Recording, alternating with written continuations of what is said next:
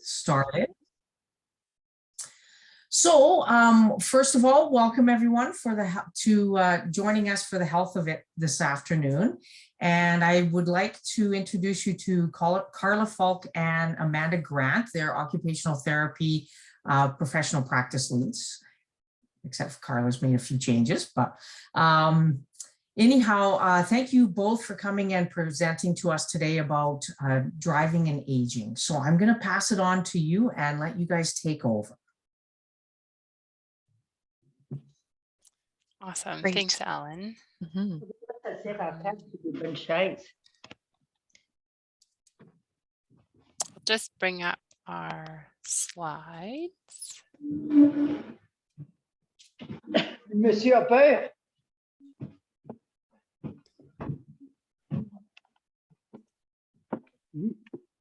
There you go. Okay. Perfect. Great. Can everyone see those slides? Yeah. Okay, great. I can see Ellen nodding, so that indicates yes. So hi, everybody. I'm Carla, and this is Amanda. I was going to wait for you to say your own name, but I could see you're not going to. So I'm Carla, and this is Amanda, and we, as Ellen said, are occupational therapists. We're the professional practice leads for Central Zone. So we support all of the occupational therapists who work within AHS, within adult services, in the Central Zone of what Alberta Health Services calls the Central Zone. I know that sounded redundant. Ellen asked us to come and chat with you a bit about driving and aging, because occupational therapists work very closely with people in talking about their goals and the occupations that they do in life. We think of occupations as kind of anything that takes up your time, anything that's an important thing in your life that you do. So driving obviously is one of those important things. And so OTs, occupational therapists, we call ourselves OTs, we're very involved with that. So we're very happy to be here to chat with you. We have a presentation for you, and then at the end we will take questions. We're willing to chat with you a bit, so bear with us. If you have questions, write them down and we will talk about them at the end.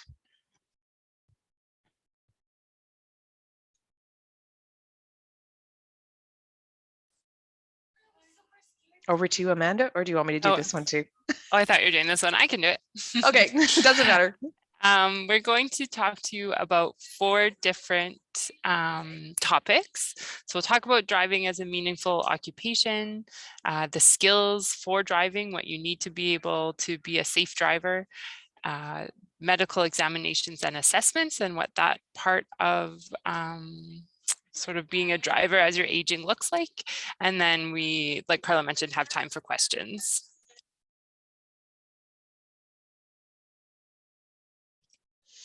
So driving is a meaningful occupation. And like Carla mentioned, occupation is what we as occupational therapists call your jobs of everyday living.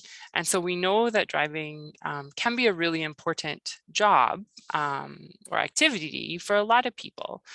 It connects you to your world. It's how lots of people are able to go out and explore their community. It can allow you to engage in social outings, helps you meet your basic needs. So being able to go get groceries or go to the doctor, go to other medical appointments, all of those things are sometimes accessed through driving. I know lots of people tell us as OTs that driving really is important to them because it allows them to be independent. They don't have to rely on other people, and yeah, it's that freedom to be able to go and do things when you want to. That's important. It's what makes driving, yeah, so meaningful and special, like we talked about. So there are some skills for driving that we wanted to talk about and kind of break it down a little bit, because I think sometimes Some of you maybe have been driving since you were 16, or maybe even earlier than that if you were living in the country and you had to do some driving with your family. And it's sort of like riding a bicycle, right? Once you start doing it, you don't really think about everything that goes into being a good driver and what is required of you. As occupational therapists, we consider driving quite a complex task because there are so many things that have to come together in order for someone to be a safe driver. So we'll talk a little bit about what those skills are. So vision and hearing. This is, of course, vision is important for driving. You know, and we don't have to tell you that, you know, you need to be able to see what's happening on the road, be able to read signs, see the stoplights and stop signs and that sort of thing. A couple things that sometimes we don't think about as much is peripheral vision. So sometimes as we age or due to some medical conditions, sometimes seeing that what's happening on the side can be a little bit more challenging. And when we're driving, we actually rely on our peripheral vision quite a bit because we have to focus what's going on up ahead, but we're also sort of keeping an eye on our mirrors, on people who are on the sidewalk, just making sure that we're aware of our surroundings. So that's important. Nighttime vision. So sometimes that changes for people. They're not able to see as well at night as they were during the day. So that is important to be aware of, and maybe just sort of recognize in yourself what your nighttime vision is like. Is it changing? Is it different than your day vision?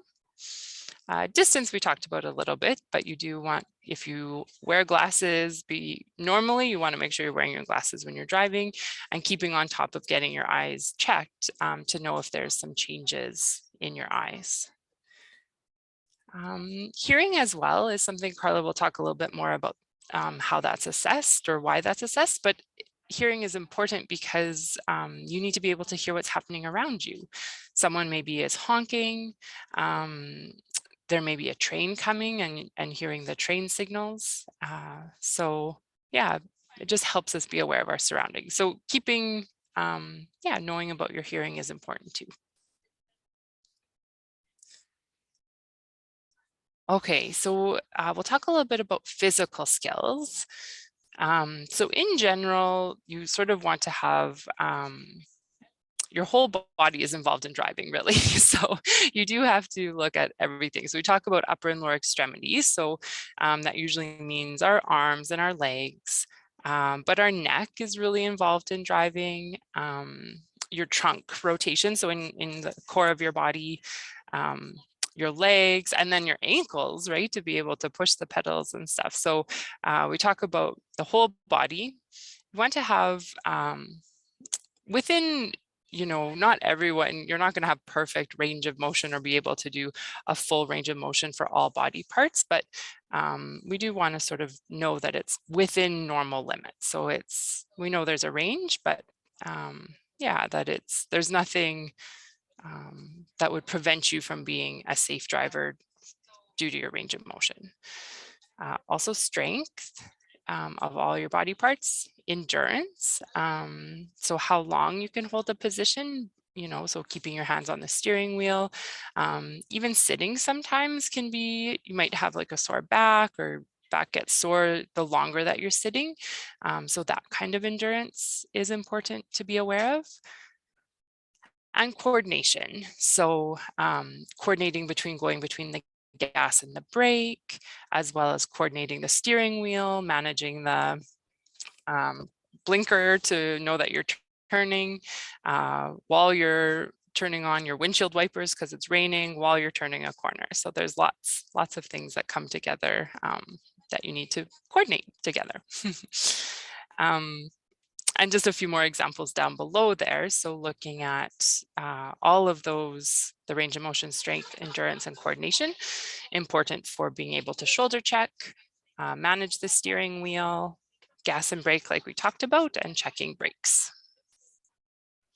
Is the background noise really, can you hear it a lot, Carla, or it's okay? I can hear it, but it's not bothering me. Yeah. Okay, Okay. If it It's not does too anyone loud. else, or if it's hard to hear, just let me know. I'm in a open office environment. Okay, so this slide has a lot of words on it, but we'll go through each one and explain it a little bit. So cognition is definitely something that is important for driving, and something that as OTs we do pay particular attention to. When we say cognition, that's sort of that overarching umbrella you've probably heard about, you know, if you're maybe your doctors talk to you or amongst friends and family. So we'll break it down for what's important for driving. So attention. So attention is your ability to focus on a task. And sometimes, so we have their ability to concentrate on the road. So, you know, not getting distracted, but paying attention to what's happening on the road. And sometimes you have to switch attention. So you maybe are focusing straight ahead at oncoming traffic. And then out of the corner of your eye, you know, you might see somebody starting to cross the road. So then all of a sudden you're going to switch your attention and sort of see what's happening over there.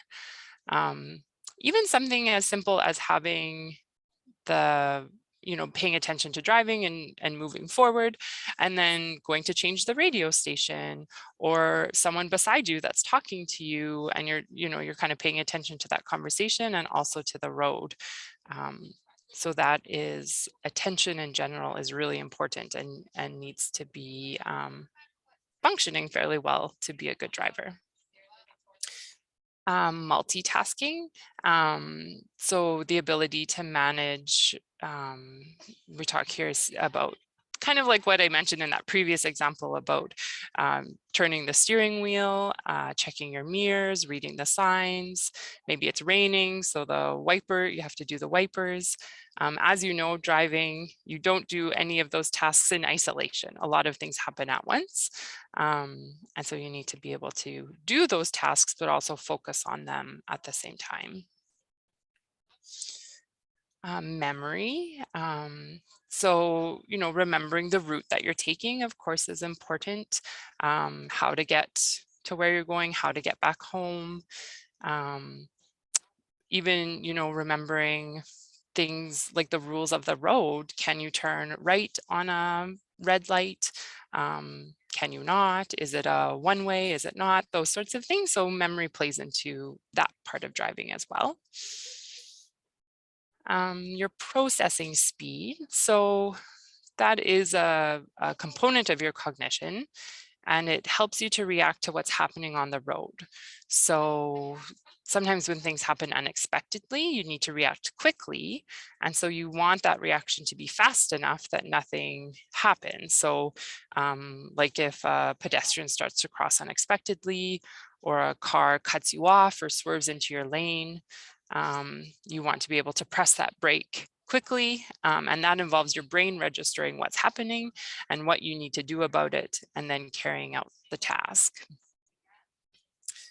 And then for problem solving, it kind of is part of that example around processing speed as well.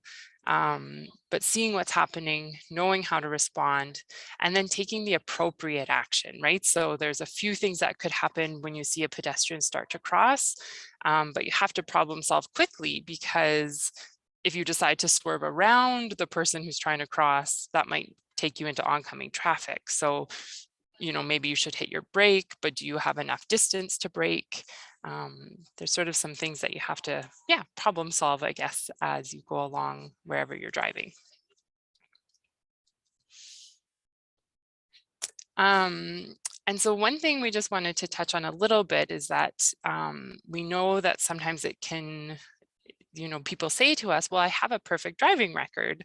Nothing's ever happened. And, you know, I'm definitely a safe driver. And that may very well be true for sure. But we do have to just recognize that there are changes that are happening that are out of your control as we age. And so just to be aware that your driving ability may change due to the aging process. And that doesn't have anything to do about whether were a good driver before or not. And just sort of, I guess being open to the fact that things may change is important. So Yeah. Anything else on that one, Carla? No, I was just going to say that sometimes it has nothing to do with aging. Sometimes it has to do with an injury that you get or something like that. And so it's not always about how old you are, but for example, if you are in, I don't know, you have a fall and you hurt your neck and then you can't shoulder check very well. We just want you to be aware that there are things that can change as all of us age, whether it's about aging or not about aging, that can affect your ability to drive. Because just going through these slides with Amanda, I mean, there's so many factors that play in to all of our ability to drive safely. I mean, if you start with the top of your head and go down to your feet, there's something all along. There's your vision, there's your hearing, there's your neck, there's your shoulders, it's everything. And if you remember back to when you learned how to drive, and maybe you don't remember, and that's okay, but I remember being taught by my mom and dad how to drive and thinking, I will never get this. How am I going to look behind me to make sure no one's coming and hit my signal light and turn and do everything safely all at the same time? As you get used to it, your body and your brain develops pathways and everything comes a lot easier. You know how that is. The more you do things, the easier it gets. And you can do all of those things all at the same time. But if one of those things that's been working perfectly stops working perfectly, it can affect the whole system. So everything can be thrown off a little bit. So I just, yeah, it's not really about, you getting older, although it is a little bit. It's about other things as well. For sure. Thanks for that, Carla. Okay, over to you. Over to me. So I put this little cartoon in, which I think is a little bit fuzzy.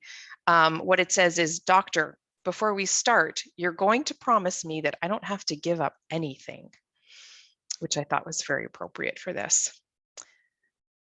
So if you can switch to the next slide, Amanda. So I'm going to talk a bit about Alberta because every province has different rules. There's a Canadian kind of traffic act, but then every province decides different ways that they put rules into place about driving. So I'll just talk about Alberta because that's where we are. So in Alberta, a medical exam is required for class 3, 5, 6, and 7. Most of us are class 5. That's your everyday driver. You have to have a medical exam at age 75, at age 80, and every 2 years after age 80. So the medical exam is a standard form that your doctor has access to, and it's what they all fill out when you come in when you're 75, 80, 82, 84, 86, that sort of thing. Next. So that medical exam will look at the things that Amanda doesn't look. It addresses all of the things that Amanda just talked about. So it asks your doctor to comment on your vision, on your hearing, on your cognitive abilities, and your overall health. Asks if you've had any medical events, a heart attack, a stroke, if you have any medical conditions like arthritis or Parkinson's disease, anything like that, that could affect your ability to drive. They want the doctor to comment on that. So the doctor fills out the form, and then sometimes the doctor will give you the form to take to the registry, or sometimes the doctor will send the form in. So the next slide. So the doctor could say everything is good, there's no concerns, this person is still very fit to keep driving, and then you're good for the next couple of years if you're over 80. Sometimes the doctor will say, actually, there are things that I'm a little bit concerned about, and they ask for further assessment. So they could say to you, when's the last time you had your glasses checked? I think it's time for you to go back to the optometrist and get a new prescription. Or they might do a few little memory type tests with you. And then if they have a concern, they might send a referral actually to an occupational therapist who could do some more in-depth kind of cognitive thinking assessment type things. They might send you for a hearing test. They might say, oh, you know, I really noticed that you're having trouble hearing me. This is something we need to get figured out before I say you're okay to continue driving. They might have a whole bunch of problems and recommend that you have a road test. Or they might recommend that you have conditions put on your license.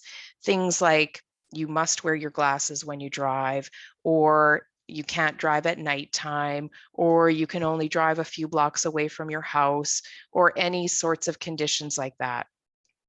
So for the all clear, for the road test recommendation, and for the conditional license, the doctor will send that up to driver fitness and monitoring, which is the monitoring body in Alberta. And then they're the ones that will contact you to say, we are putting these in place. If the doctor wants you to go to for further assessment, they will just make those recommendations to you. Say, I really want you to go and get your hearing checked or your eyes checked or to see an occupational therapist. That might be a little confusing. I can answer some questions later if you have some. So I also wanted to just point out to you that in Alberta, it's not the doctor's job to take away your license. They can't take away or cancel your license. They can maybe recommend that your license be taken away or suspended or whatever, but they can't actually do it. It's actually your job as a driver to declare or to tell driver fitness and monitoring if you have a condition or something that's happening with you that might make it difficult for you to drive safely. So I don't know if you can see me on your camera. I'm hoping you can. I pulled out my driver's license. This is my driver's license right here. And if you look on the very back of your driver's license, right here in this bottom left-hand corner, it says, what does it say? You must declare any medical condition that may interfere with the safe operation of a motor vehicle. So that means it's your job. So if you have really bad arthritis in your shoulders and you're feeling like you're not safe driving anymore, then you need to report it to driver fitness and monitoring, and then they will give you next steps, what you need to do because you've told them that. And then if after all of the investigations, just backing up a little bit, if Alberta Transport or Driver Fitness and Monitoring hears from your doctor and they get you to do an on-road test, or they send you something else that you need to do, and they just feel like you aren't going to be safe driving anymore for your own safety and the safety of others, they can cancel your license. But we don't want to end on that note. So we have a few safety tips, just some things to consider now that we sort of talked about, of course, the skills that you need for driving, some things to think about, and the process of what happens to be assessed for driving.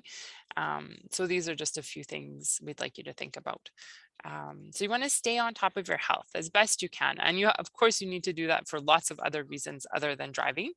But from this lens, it's also important for driving. So get your vision checked. Stay on top of that on, updating your prescription in your glasses if you need to, those sorts of things. Do your checkups with your family doctor. Be aware of medication that you're taking and effects on health.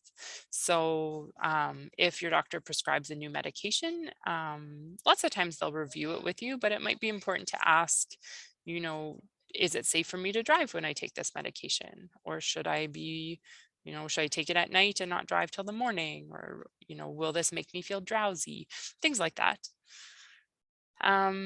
When you're driving, do be aware of weather and road conditions. That's a good driver safety tip for anybody, especially in central Alberta. So that's for just being a safe driver in general. But you may alter your driving patterns a little bit depending on the weather and road conditions. And you do also want to plan your route and drive where you are comfortable. So for some people, taking the off ramp onto a major highway is maybe something that becomes unsafe and isn't something that you feel comfortable doing. And so maybe you stop doing that and you drive places that don't require you to go on to the major highway. Or maybe you make some modifications and you only do that if you're driving with somebody, that sort of thing. Just sort of being aware of that you might do a bit of self-limiting to be able to continue to drive safely. One thing that I thought was kind of a good tip that I had read was to drive with family and ask for feedback. So that sometimes we're really used to driving by ourselves. I was telling Carla a story this morning, actually, that I never drive with my husband very much anymore. If we're together, he's usually driving, but he didn't have his vehicle. So I was driving him somewhere, and he had a whole lot of feedback for me, and it's really hard to take it with an open mind. But every once in a while, it's good for someone else to just see how you're driving and maybe offer some feedback and tips. So it's not easy, but I'll just put that out there. And sometimes it needs a grain of salt with it. Maybe choose your family member wisely. Yeah. It's always helpful too if you've asked for feedback and they're not just offering it unsolicited, but sometimes it doesn't work that way. And then, look at when you're planning your outings. So maybe you're going to do things during the day. If night vision is an issue, maybe you find that at certain times of day, there's more traffic on the road. And so you're would rather not drive at those times, those sorts of things. So just doing a bit of, maybe it takes a bit more planning at a certain point. So, yeah. So that's, I guess we do have this. That is the end of our formal presentation. And then I guess, we can open it up to questions. So if you would like to ask questions of Carla and Amanda, please feel free to unmute yourself, or you can write it in the chat box and I would be happy to relay that question for you.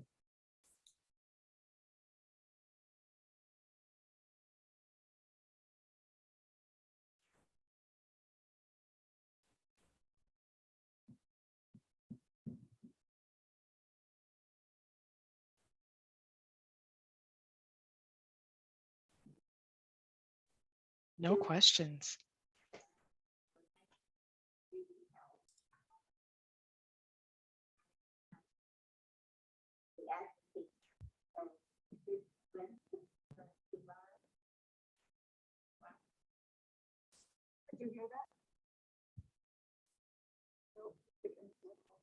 Again, does anyone have any questions or even comments?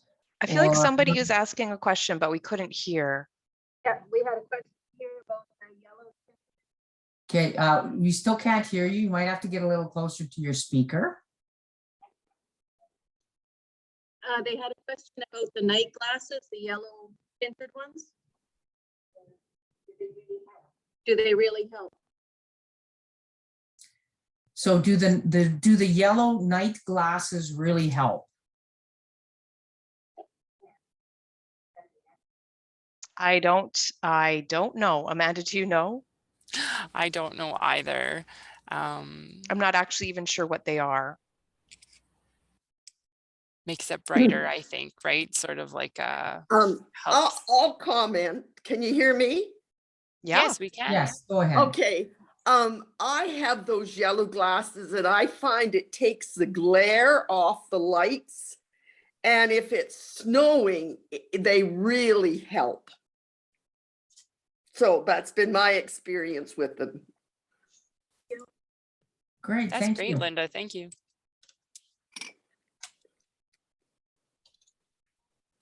Any other questions or comments that people have? Just even telling us about your experiences with driving and those type of things. Can you hear me now?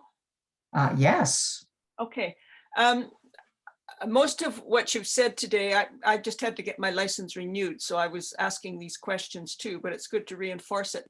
I'm wondering if you could do an additional program with sort of, I don't know, incidents that happen on the road, or what to do, or to plan in advance. Oh, this person is coming out from the sidewalk, or you see a deer coming, whatever, different things that we should be think more, I guess, more suggestions for rules or guidance for when we are on the road.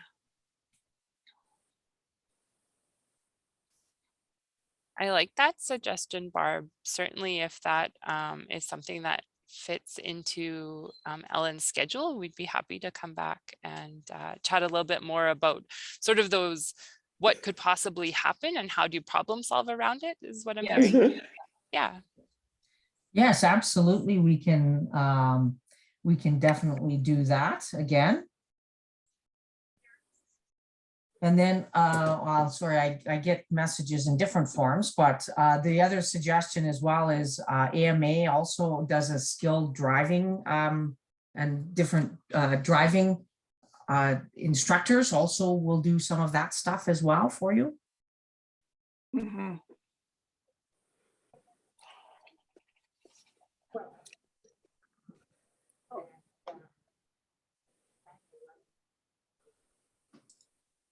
Any other questions or comments that anyone has? We just had a comment from one of our listeners. And it's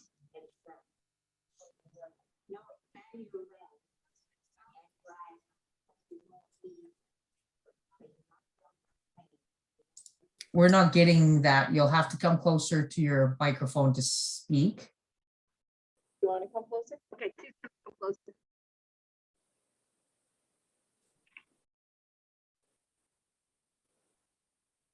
I find, and it always has been my habit, to plan your route because you're not lane jumping, which in my case, with peripheral visual problems, I'm more comfortable knowing my route and just exactly where my lights are, where I need to turn. And it makes it, you're more comfortable. You're not in any way in a frizzy situation. That's a really good suggestion. I'm finding it more difficult to find my travels from, say, Innisfail to Red Deer. There are getting to be more and more traffic circles, and I'm not particularly keen on it. I nearly hit a bus once a long time ago when I was in Edmonton, coming across one unexpectedly. So it's getting more difficult to find alternative routes to get into the city and do things. I agree with you 100%, Barb. Yeah, it's we have to take the long way around. That's true. You know, they really have. They've decided that traffic circles are the way to go. Right. So they just put them in and didn't, I think about people who haven't really dealt with them before. Well, and it's interesting because once upon a time in Edmonton, they had many, that's where I had my incident. But since then, I read that they had taken them out. They found that, you know, and then 20 or 30 years later, they decide to, okay, well, now it's good thing, let's put them back again or something. So they go from one destination to the, or one way to the other. But, and not all traffic circles work the same. There's some traffic circles that I find very easy to navigate and some I don't understand at all. Yeah. So it's not you. Oh. I can handle one lane ones, but when there's the two lanes, well, then that's beyond my comprehension. Yeah. I'm with you 100% on that. Traffic circle education is a good thing because they are different, and we do have them here in Sylvan, and we need them to get into Red Deer. I like your suggestion about having a family member drive with you. That's a great one. Yes. Yes, it is. And what about when you're looking, but you're preoccupied? You head down the road, you've got emptying things in your mind. You look, but you're not seeing. You deal with that? You look, but you're not really seeing because you're not focusing. Yeah, and then you arrive somewhere and you're like, I don't remember Yeah. turning. Did Yes. right? Yes. Yeah. So some Yeah. driver ed on traffic circles and what to do. Like I live in Moose Country. Yes. You know, they say don't aim for it where it's going. It's like Wayne Gretzky and the puck. You don't go where the puck's been or going. Yeah. So follow-ups would be great too. Appreciate that. Yeah. That's great. Those are great suggestions. Yeah, I agree with everybody's suggestion about maybe the driver ed, but I think it's important as well that maybe some education around what do we do if we no longer able to drive. Back in the day when we took our driver's tests, I don't remember too many traffic circles. No. And that's the thing that we did. Some people really didn't learn about it, right? And so then all of a sudden they put a traffic circle in and expect that everyone to know. Well, yes, like when you're traveling, if you want to rent a car, you want to know the rules. Like I know in PEI, I think it was, or one of the Nova Scotia, it was 10 kilometers speed limit around traffic circles. Really? Yes. Yeah. Yeah. So, you know, our Kelowna, where I don't know, it's somewhere in Queensland or something. Yeah, that's what it was. So, you know, that's more not your within your realm. I understand. So one of the other questions that was just commented on a couple minutes ago here, have you thought about a plan if you were no longer able to drive? And I don't know if Amanda and Carla have any suggestions if you do come to that part. Yeah, I mean, it can, of course, there are, some options. It's really dependent on people's situations for sure. Yeah. And where you live. Yeah, definitely. So, thinking, coordinating with friends or families, for some of those basic need travels, like getting to the grocery store, or the doctor, that sort of thing. I think we looked this up, Carla. Innisfail does have an accessible Ellen probably knows for sure, but there's an option like that. Yeah, Innisfail specifically does have an action bus, and we're in the process. We also have for appointments, and again, that's in town, is Drive Happiness. It's volunteer drivers to support individuals in that area. But again, in your community, looking at what's available. Are there action buses? Are there taxi cabs? Are there local buses that are accessible? And like you said, family. And I think it's important to know that we understand that if you we started calling it driver retirement, that if you need to start considering or thinking about retiring from driving, you or a family member, I mean, that's a hugely emotional thing for most of us, because as Amanda said, much of our independence is tied to our ability to drive and to do what we want and to go where we want, when we want.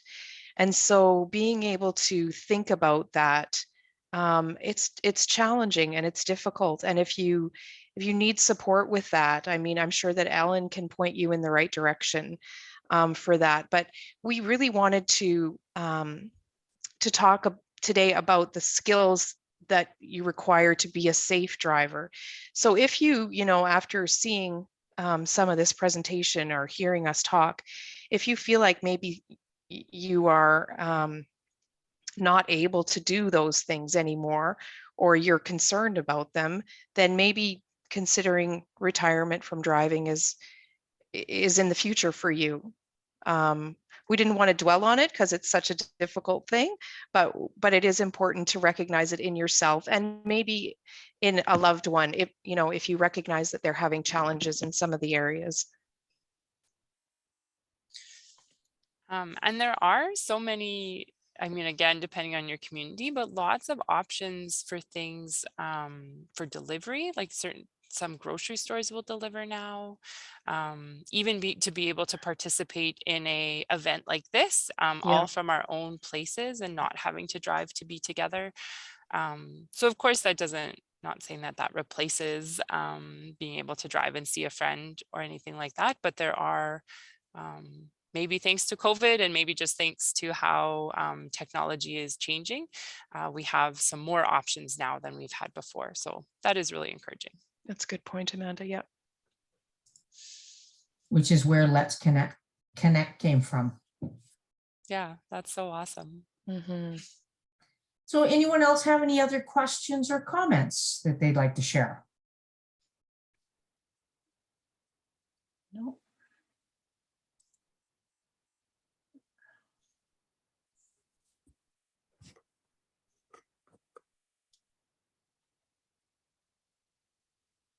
Just want to thank you for everyone here. I'll give you Well, you're very welcome. And thank you everyone for attending today. And thank you, Amanda and Carla, for sharing that information with us. That was fantastic. If anybody has any future questions or further questions once you come off, please feel free to let myself know and I can pass that on to both of them and we can get those questions answered. I had put my email address in the Let's Connect, like the chat box there. But you can also connect with me via phone as well through my phone number. I will also put in the chat box here for you as well. But other than that, thank you all for attending today, and we will hopefully we'll have some other education coming up here that you will be interested in. I know for March we are looking, because it is tax time. We will be doing some information sharing on seniors benefits and also, getting your income tax completed. That's going to be sometime in March here. And Karen Bradbury with FCSS, she's a social worker there, is going to be doing that presentation. So thank you all for attending, and I hope you all have a wonderful day. Thanks for having us. Thanks for having us. Been good. Bye. How do we get out of here?